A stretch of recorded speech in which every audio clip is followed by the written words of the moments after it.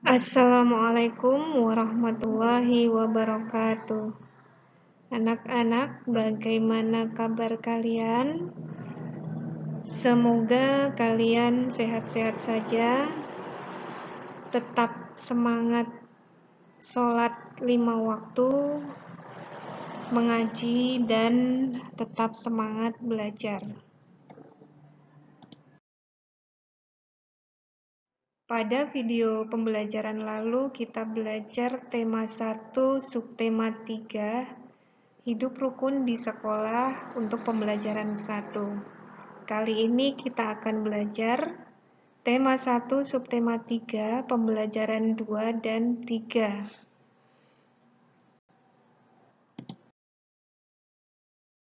Kita mulai dari pembelajaran 2.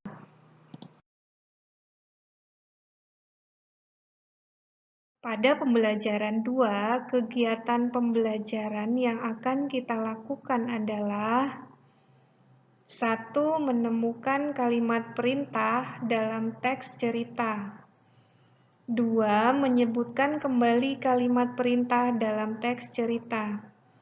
3. Menunjukkan perilaku yang sesuai dengan sila pertama dan kedua Pancasila di sekolah.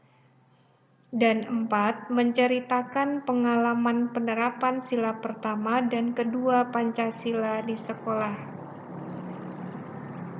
Mari kita pelajari kegiatan pembelajaran ini satu persatu. Kita mulai dengan membaca bacaan ini. Judulnya berolahraga bersama. Hari ini Udin dan teman-teman berolahraga. Pak Guru meminta siswa untuk berlari berpasangan. Udin berpasangan dengan Edo. Tiba-tiba mereka terjatuh karena gerakan kakinya tidak kompak. Kaki Udin terluka dan berdarah. Udin membantu Edo berdiri. Pak Guru mengantarkan Edo ke UKS. Pak Guru pun mengingatkan siswa lainnya. Berhati-hatilah ketika berlari. Samakan langkah kalian terlebih dahulu. Nah, anak-anakku, di bacaan ini ada 2 kalimat yang di kotak merah. Kalimat yang pertama yaitu berhati-hatilah ketika berlari. Dan yang satu lagi, samakan langkah kalian terlebih dahulu. Nah, kedua kalimat tadi termasuk kalimat perintah. Pada bacaan tadi ada kalimat, kaki Edo terluka dan berdarah. Udin membantu Edo berdiri. Nah, sikap Udin termasuk pengamalan Pancasila sila yang keberapa ya? Ya, benar, sila yang kedua. Kemudian contoh pengamalan Pancasila kedua yang lain adalah 1. Meminjamkan barang ke teman. 2. Berbagi makanan dengan teman. Dan 3. Berbicara dengan santun.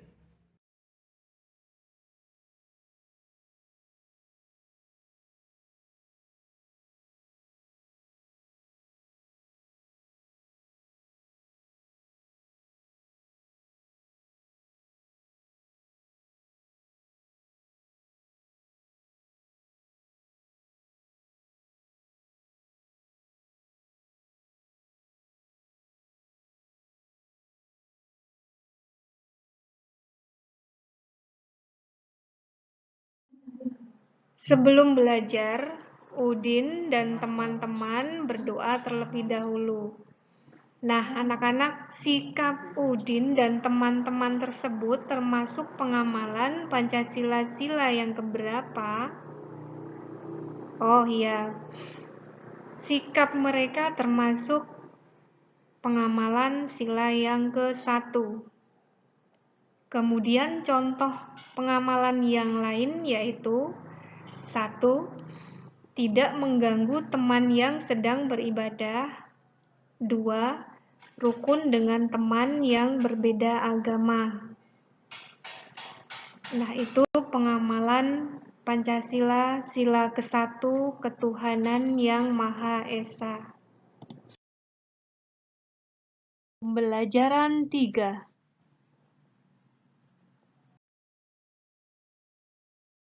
Sekarang kita pelajari pembelajaran 3 yang berisi 1. Menemukan makna perintah dalam teks percakapan. 2. Menuliskan kalimat perintah. 3. Menyatakan kalimat matematika tentang pengurangan. 4. Melakukan pengurangan dua bilangan cacah dengan cara panjang dan pendek. 5. Menyelesaikan masalah sehari-hari yang berkaitan dengan pengurangan. 6. Mengidentifikasi langkah-langkah menggambar imajinatif. Dan 7. Menggambar imajinatif. Nah, itu tadi kegiatan yang akan kita pelajari. Sekarang kita pelajari satu persatu ya. Perhatikan gambar ini. Sedang apa mereka? Oh, mereka sedang mengerjakan piket kelas. Udin menjadi ketua kelas. Ia bertanggung jawab mengatur dan mengawasi kegiatan kelas. Sebelum melakukan piket kelas, mereka bercakap-cakap untuk menentukan tugasnya. Udin berkata, "Teman-teman, bersihkanlah kelas sesuai pembagian tugas." Siti menjawab, "Siap, Din, aku akan menyapu." Edo pun juga menjawab, "Aku akan menghapus papan tulis sampai bersih." Kemudian Beni menjawab, "Aku akan membereskan lemari buku." Setelah itu, Udin mengucapkan terima kasih kepada mereka. Udin berkata, "Terima kasih teman-teman, ayo kita bersihkan kelas baik-baiknya."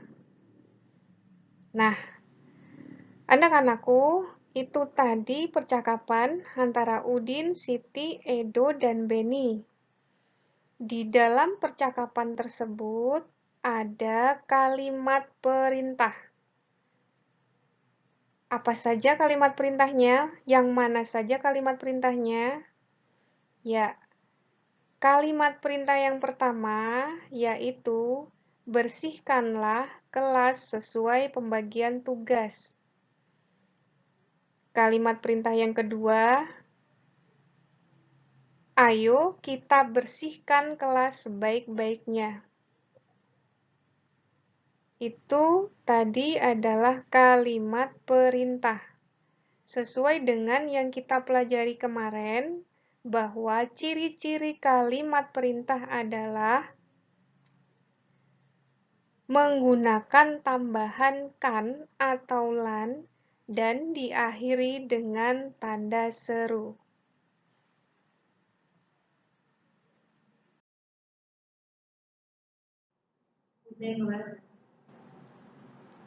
Kalimat perintah digunakan pada 1. Percakapan, 2. Pada cerita, dan pada lagu.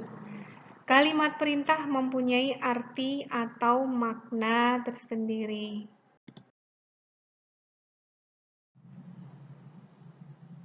Pada percakapan Udin dan teman-temannya ada 2 kalimat perintah.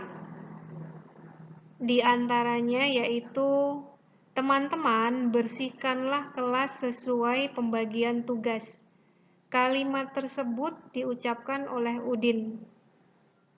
Maksud kalimat perintah yang diucapkan oleh Udin adalah Udin meminta temannya untuk membersihkan kelas sesuai pembagian tugas yang sudah disepakati.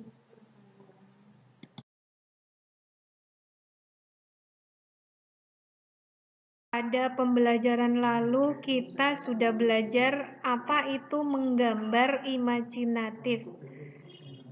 Kali ini kita akan belajar bagaimana cara menggambar imajinatif atau langkah-langkahnya. Langkah-langkahnya yang pertama, pikirkan benda atau hal yang ingin digambar. Yang kedua, siapkan alat dan bahan untuk menggambar. Kalau sudah, kemudian buatlah sketsa di media gambar seperti kertas atau kanvas. Sketsa itu apa? Sketsa itu adalah bentuk rancangan gambar. Rancangan tersebut berupa bermacam-macam bentuk garis. Kemudian yang terakhir, kalau sudah selesai gambarnya, baru diwarnai menggunakan alat pewarna.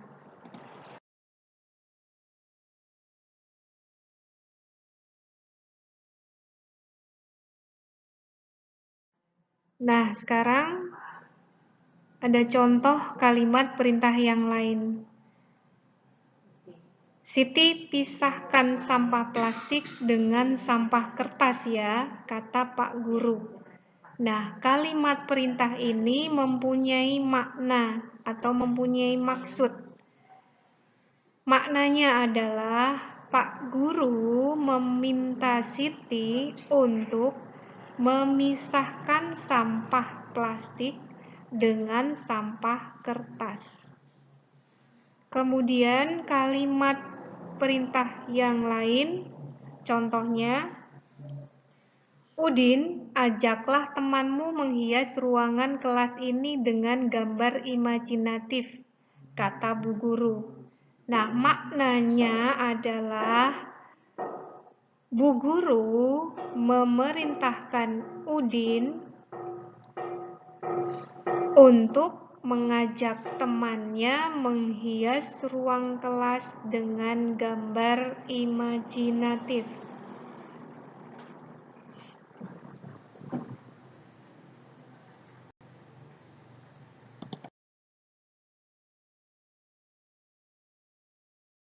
Pada slide tadi disebutkan bahwa rancangan gambar berupa bermacam-macam bentuk garis. Adapun bentuk-bentuk garis seperti yang ada di bawah ini. Yang pertama, garis mendatar. Jadi lurus itu disebut garis mendatar. Kemudian garis lengkung. Garisnya seperti lengkungan, disebut garis lengkung. Yang ketiga, garis zigzag. Yang keempat, garis spiral semacam itu. Dan yang kelima, garis gelombang. Itu tadi bentuk-bentuk garis untuk membuat rancangan sketsa. Berikut cara menggambar sketsa burung. Di sini garis yang dipakai adalah garis lengkung dan garis lurus. Kepala, badan, sayap menggunakan garis lengkung. Kemudian paruh, leher, kaki, dan ekor menggunakan garis lurus. Lalu gambar sketsa tadi diselesaikan menjadi gambar yang lengkap. Setelah itu kita warnai gambar tersebut sesuai dengan warna yang kita inginkan.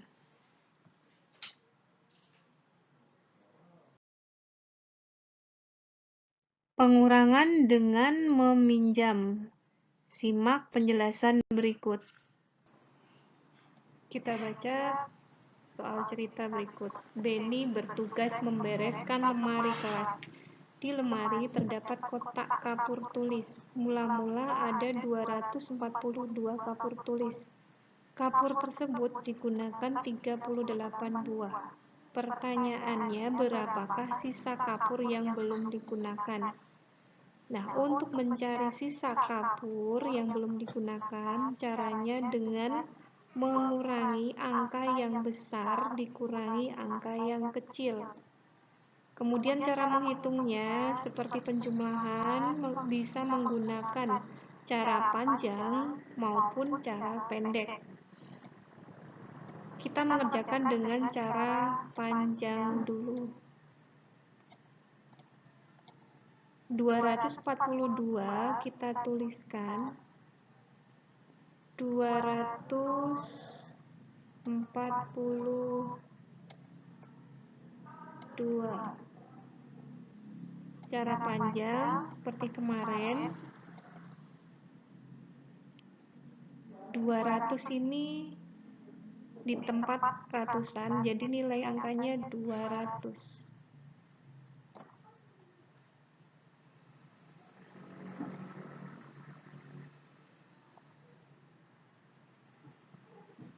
Nah, tambah puluhannya di sini 4, nilai angkanya 40.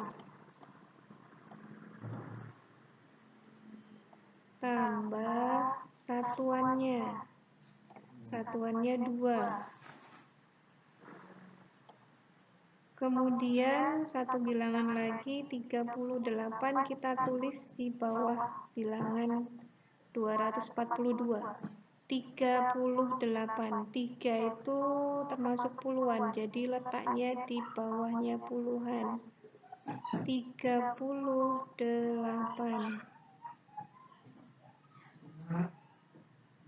sama dengan, karena di sini tidak ada ratusannya, maka ratusan yang di sini kosong. Langsung ke puluhan, kita tulis 30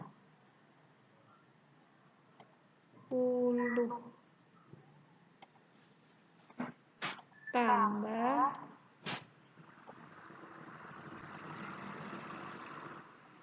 8, kita tulis.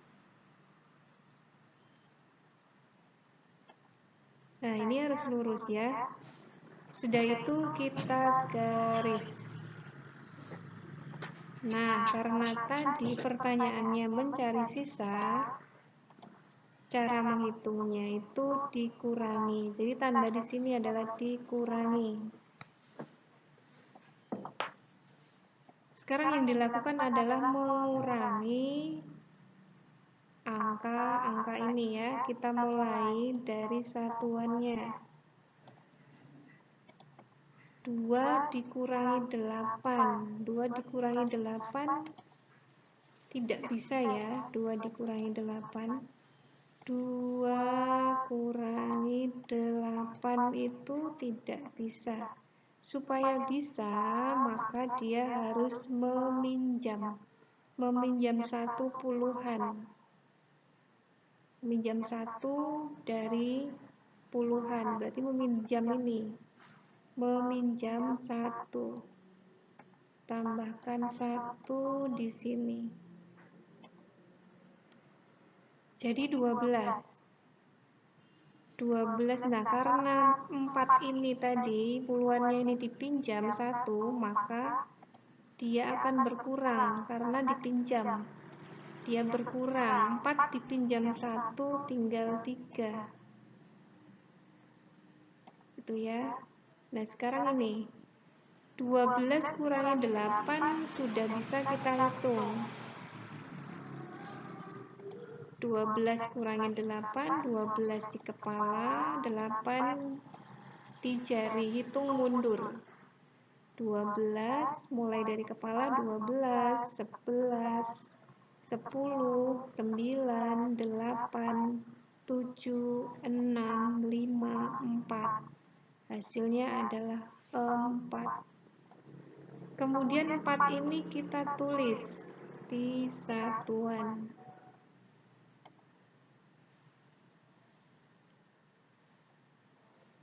Tulis 4.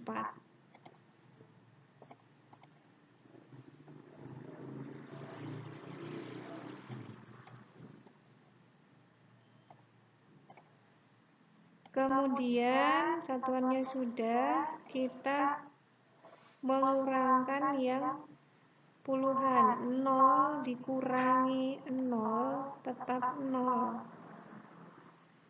3 dikurangi 3 habis ya, jadi 0. Karena 3, ini di sini 3 ya. Karena tidak 4 karena tadi dipinjam 1. Tinggal 3. 3 dikurangi 3 hasilnya 0. Kemudian ke ratusannya. Ratusan sini yang atas 200. Dikurangi bawahnya kosong. Langsung kita turunkan. Kita tulis 200.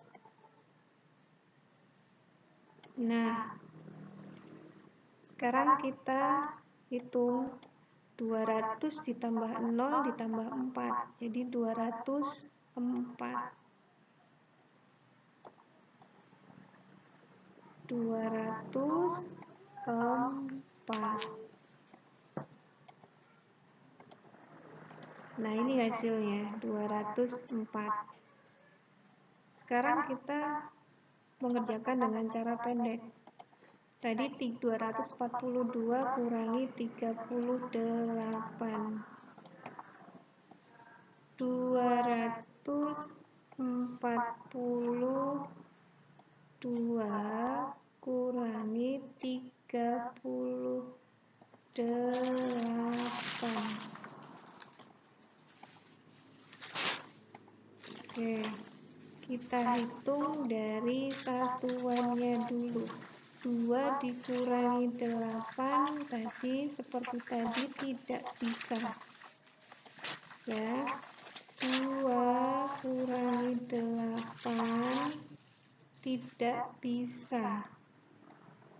Jadi harus pinjam 1. Dipinjamnya puluhan. Pinjam 1 puluhan. Tulis di sini. 1 puluhan itu 10. 10 tambah 2 jadi 12. Kemudian yang 4 tadi karena dipinjam tinggal 3. 4 dipinjam 1 tinggal 3.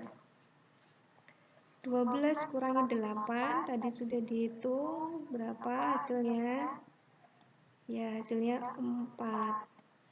Nah, 4 ini kita tulis di bawah.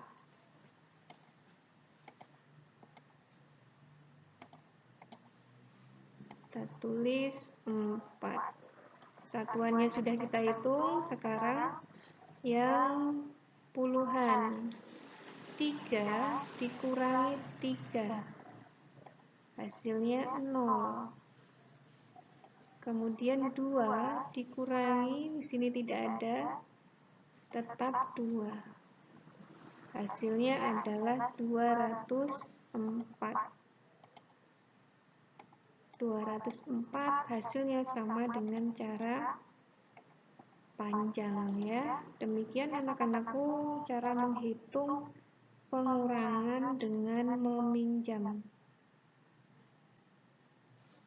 Kalian boleh berlatih banyak soal supaya cepat bisa.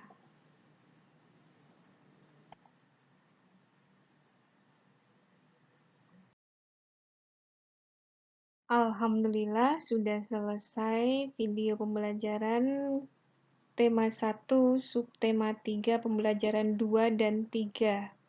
Sampai jumpa dan terima kasih. Wassalamualaikum warahmatullahi wabarakatuh.